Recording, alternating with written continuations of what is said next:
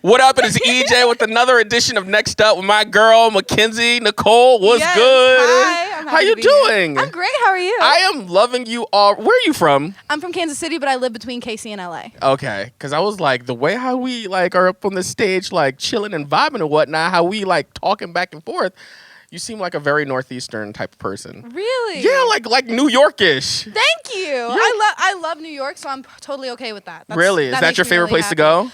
You know, it's a hard tie between LA and New York because I did grow up here for part of my childhood, Right. but I don't know. I love New York. I think it's beautiful and wonderful and everything's perfect. I love people and things. Absolutely. I grew up in New Jersey, and I feel like is that where you want to live? I don't necessarily want to live there. I don't know where I want to live, but I love New Jersey. I've visited several times. It's amazing. I think the people are insane in a good way.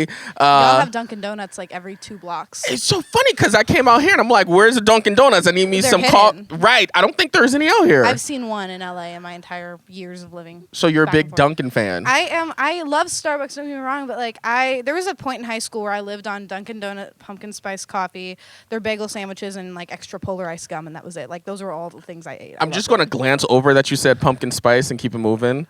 You don't like pumpkin spice? No. I single-handedly drank the entire pumpkin spice supply at a Dunkin' Donuts. Seriously? I used to come in every day, and then one day I came in, I said, pumpkin spice swirl, and they said, well, I said ice, pumpkin spice swirl, and they said, we have no more. You're the girl who comes in every morning, right? And I said, yeah, I'm the girl who comes in every morning and gets the same thing. And they said, yeah, you drank all of it. And that's why we never stopped you, because it was April. They're like, we never cut off the seasonal deadline because we were afraid you'd stop coming in. I'm like, bruh, can y'all like restock or something so I can continue to get I my know. drink? Oh my gosh. That's so yeah. jacked up. I know. I was really depressed. So what was your outfit when you would go? Did you used to go with the oversized hoodie, the tights, and the Uggs? No. I went to a like private all girls school in high school with a uniform. So Okay, I went cool. fun little plaid skirt and polo, very stereotypical. That's so It funny. was the best. I love my school, St. Teresa's Academy. Oh my god, the best. What is your fondest memory of high school and school? My fondest memory of high school and school. Oh gosh, that's really hard. I have to say probably, my school always had these student appreciation days where literally it was so wild because it was a college prep school, so it had a campus and like a quad, and it was really wonderful. Right. And they would have like entertainment there. They bring a DJ out and face painters and balloons and like popsicles and churros and all this stuff, and the teachers would all get out there. Churros. Oh. Love them. And the teachers were amazing, and all the girls are super supportive, and they've always been super supportive of me and my music too. That's so that was really awesome. cool. I love that school more than life itself. Like, so great. Can we talk about? So when did you get started singing? That's a funny question for me because I pretty much I hummed before I could talk. So as soon as words happened, so did singing. Oh wow. But I've been training to sing opera since I was 6 years old. Look at you, classically And- trained and yeah. junk. Okay, And so- real deal. Right? And thank you so much. And I have been featuring professionally in music since I was 9 years old. My first song was called Demons. It was with my label mate Tech Nine and 3-6 Mafia. That's so legit. So how was that like working with them? Did you guys record it in the same studio, or did you send your vocals in? No. and- So Tech, obviously, as my label mate, we recorded in the same studio. I'm pretty sure he was actually in the room when we were recording it. And he, I've known him my entire life. He's like my uncle. Right. Did not record with 3-6 Mafia. And actually, I wasn't allowed to hear Demons when it came out because of 3-6 Mafia's verse. My parents weren't comfortable with me Are hearing you the song. kidding me? So you No. were on the song and I your never mama got was to like, hear- uh-uh. Yeah, my mom and my dad both were like, eh.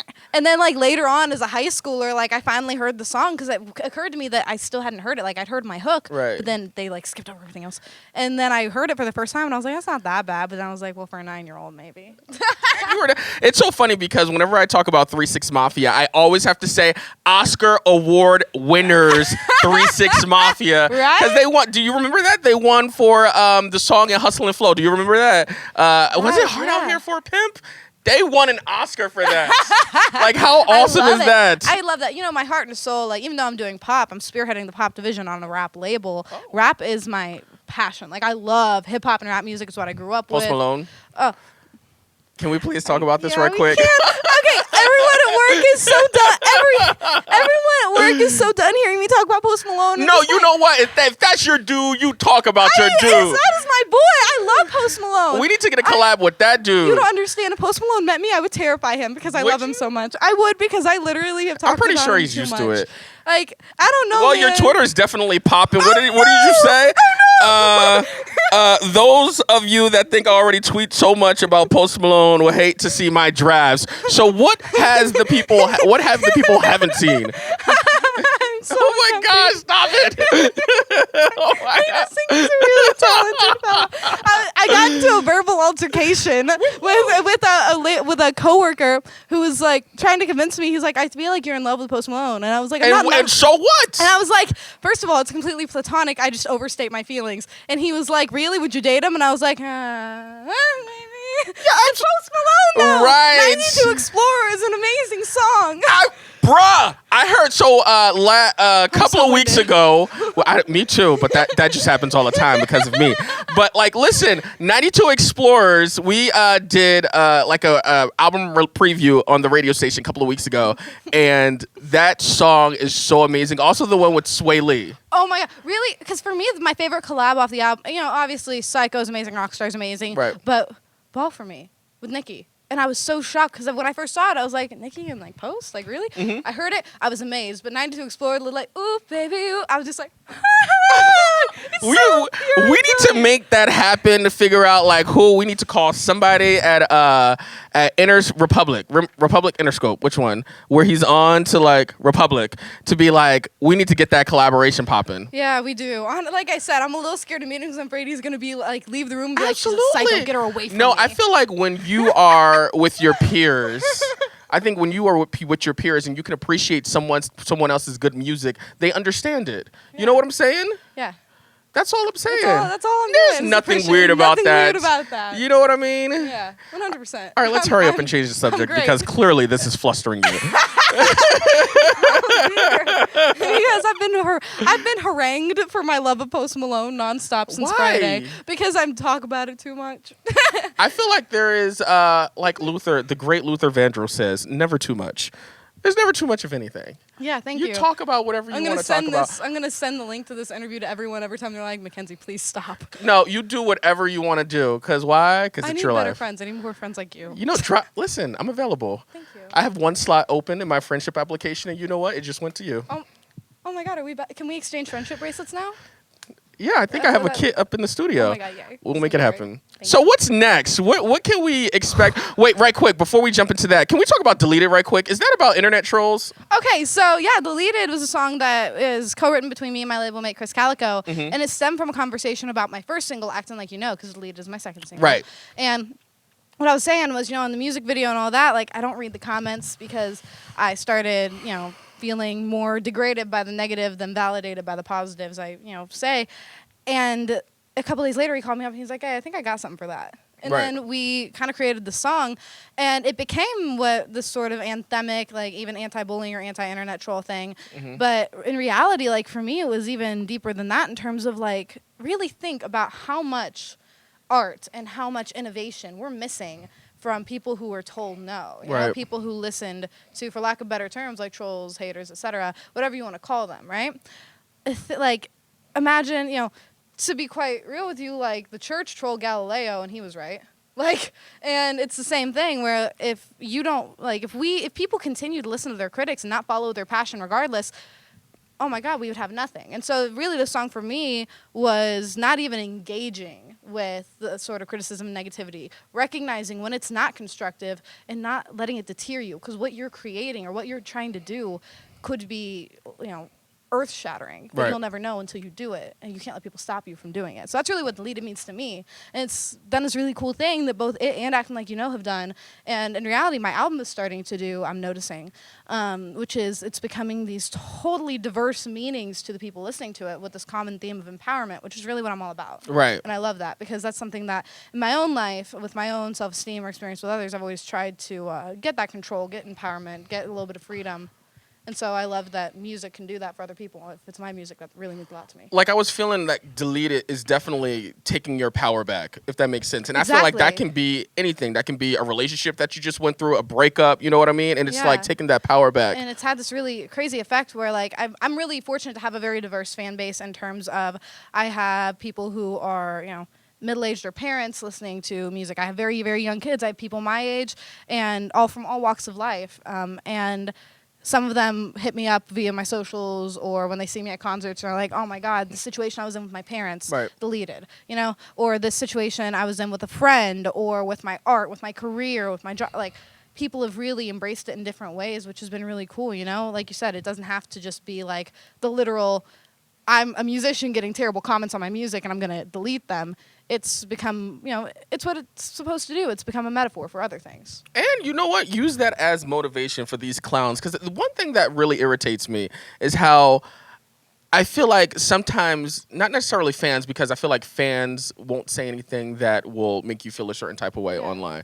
But I feel like these people, we give them so much power by getting upset over something that they say. Exactly. And that's the thing. And for, you know, ultimately, for a lot of those people, in my opinion, that's the only power they get, and that's why they cling to it, you know? And that's why they act the way they act and are the way they are, which is not fine, but apparently it's their way of coping. But my way of coping with your coping mechanism is not acknowledging it, you know? Right. And that's really been, like you said, you know, as someone who, I wish I was someone who could come out here like, you know, for example, like an artist who, for me, the first person who popped into my head when I thought confidence is like Nikki Heaton. 'Cause she's out there and she's just doing it, right? Or like I'm not Rihanna. I don't have that level of confidence, or at least I don't yet.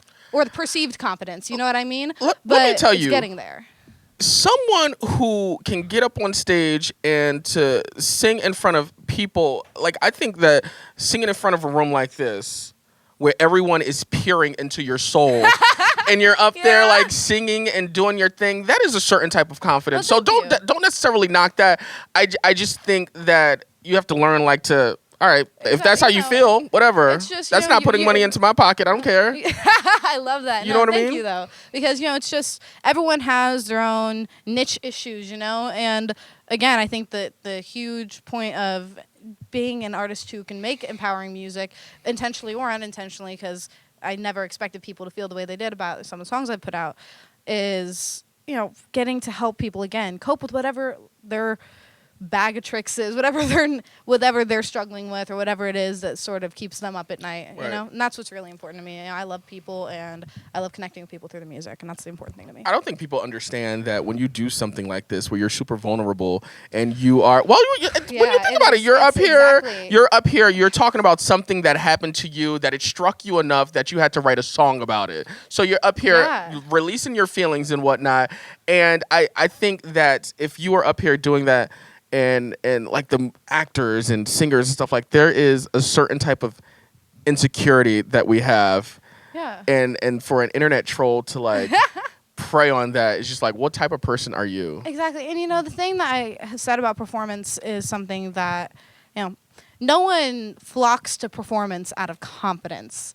What I always say is, you know, it's like you're shouting into the void and hoping something echoes back. And when the thing that echoes back, or the thing that you hear echoing back over anything else, is negativity, that can be really destructive. You know, creating music, or especially creating the album, was a process that is ultimately so violating. You know, and that sounds like a very harsh term to use, but in reality, especially if you're, you know, more emotionally conservative like me, which is counterintuitive, I know, given my job and given the fact that if you ask me a question, I will answer it. But it's also not like it's not your business, though. Exactly. That's the thing. And so it's one thing, you know, to be in this place where if you suppress emotions like me, you have to unearth them, and then you have to kind of think about them, process them, which is something that, you know, is in itself like a process that a lot of people need a therapist for. I probably do. Would you say that this is a form of therapy? Yeah, it really, you know, really is. And it's even more so when I think you have sort of the mindset I have, which is, you know, people often ask me what the message is for my music. And in reality, I don't really have a message I'm trying to send out. If anything, what I always say is it's an invitation. You know, like I said a second ago, I like to connect with people, and that's been the most valuable thing for music for me, is that, you know, I discover the world through music. The world doesn't discover me through my music. You know, it's very much a process where people come to me and then they help me understand what I wrote better, or through the lens of their own experience, or through just saying, hey, listen, what you said right here really got to me, and I reconsider that line and realize, oh my God, I get it. Or they tell me a story where that song was relevant, and I realize, oh, that's pretty similar to what I was going through. I get it now. And so it really is therapy, because you're telling people exactly how you feel, and then you get that response back, analyzing it, even if they don't mean to. and it can really help you process things. And it's been really helpful for me emotionally, just as a person, just with the process of this album and the singles, because it's very hard to open up unless you force yourself to, you know? Does that freak you out when someone says, oh my gosh, I got through a breakup and I was listening to your song over and over and over again and it got me through it? It is kind of surreal. I had one instance in particular that that has stuck with me. Not to discount my other, wonderful experiences with people, but this one was very eerie.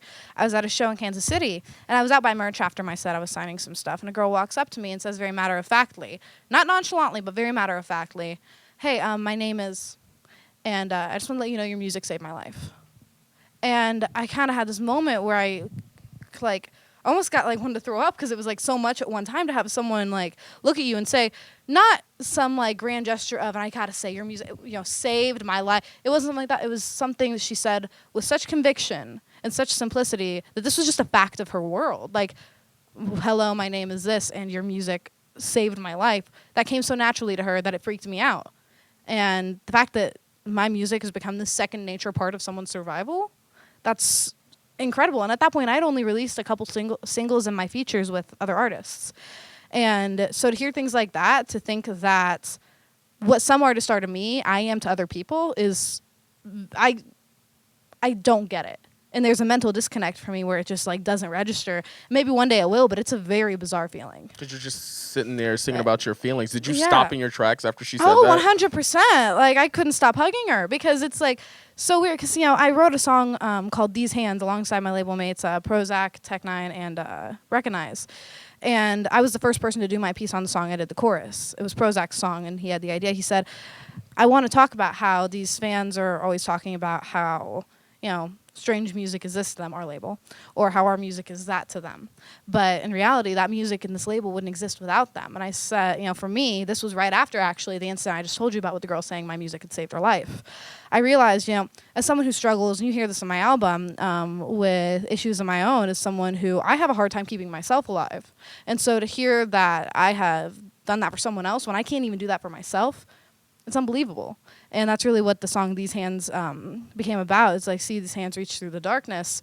In reality, we're all, it's a two-way street with that feeling of dependence between artist and consumer. And that's something that I don't think enough artists talk enough about because it's become such a constant part of my world. I have some fans that, I hate saying fans because it sounds weird, but people I'm very close with who I've met through my music who have really gotten me through some tough times. I don't even know it because they think I got it together and I don't, And so it's surreal. We're only human. Exactly.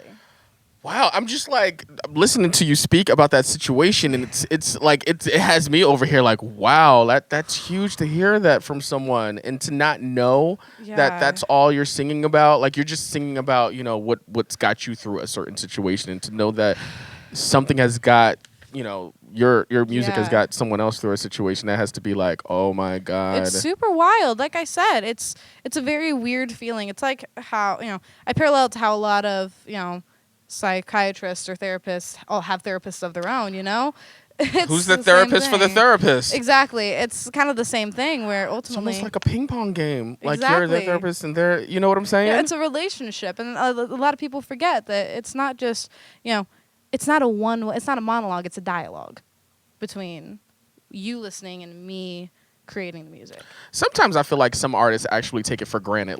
These fans will always be here. You know what I'm saying? I don't want to talk to them. I don't want to do meet and greets. I don't want to do this. But as soon as someone else hot comes around, you know what I mean? People want community. People want relationships. That's the thing. There are plenty of artists who I can enjoy your music, but I may not feel connected to you at all. Right. And there are artists who I've loved in the past whose music I don't necessarily regularly listen to, but because I feel like they have a connection with me because they made an effort, even if they've never met me, their general ambiance and their attitude towards their fans has made an effort that makes me remember them and still feel like they're a friend of mine.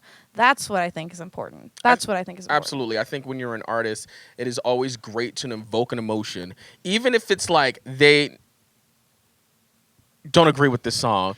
You're still evoking an emotion, and when somebody feels indifferent about love it or hate it, I think that's the issue. That's when it becomes a problem. And that's something that has really I'm I've always really wanted to avoid, especially because pop music gets a really bad reputation. It does because people think because people think it's too generalized, because people think that it's overrated and overconsumed, and I think that that's not necessarily fair because it doesn't have to be that way. I think that there are lazy artists in every genre, and there's overplaying in every genre and hype in every genre, whatever. But with pop music, it's supposed to be an integral part of your life that's second nature to whatever, in my opinion, whatever genre you love, whatever genres you love, and you will always know pop music, and that's everyone's case, No matter what period in your life, you will know the music that you personally curated and then whatever pop music was at the time. And it's supposed to help you be this litmus test of what culture feels and looks like at the moment. And for me, do I know pop music well? No, I'm a stranger to it. Do I listen to it as much as you would think as a pop artist? No, I listen to all genres, and I don't have time to just dedicate to pop. Absolutely. So, again, being an opera singer signed to a rap label that's trying to spearhead a pop division, and by the way, this rap label was named after a rock band, so we're all over the place, Coming into pop, what I really wanted to do was take this reputation that it can't have substance, and Trojan horse that substance in the package of, I look very, and I know this, bubblegum pop singer, and I get where that can be very typecast, but I want to bring you music that has dark undertones, that has an edginess, has something more. Dua Lipa coined the beautiful term that I've been stealing, and crediting her for, though, dark pop, and it makes me think that her and Halsey are in like this mystic pop princess coven, and I want to join it, Right, absolutely. Exactly. How can you get in part of that, right? Yeah, so ultimately, long story short, I think that pop music gets a bad reputation because people don't realize how much they love it, and if it didn't exist, they would feel it. I feel like people have a love-hate relationship with pop music. People love to hate it. Absolutely, and they always, I'm sorry, I don't listen to pop. And meanwhile, they're in the car rocking out to it. I know for a fact that if like Party in the USA comes on, every word, for example, and that like things like that, things was that were on the sitting radio. out in LAX with a dream in a heart again. Yeah, like exactly. That's the thing. And whether or not even if I'm not gonna lie, there are periods of pop that I can't stand. There are pop songs I can't stand. I'm not gonna pretend like I sing, the praises of pop music nonstop. I don't think it's perfect. I don't think anything's perfect, but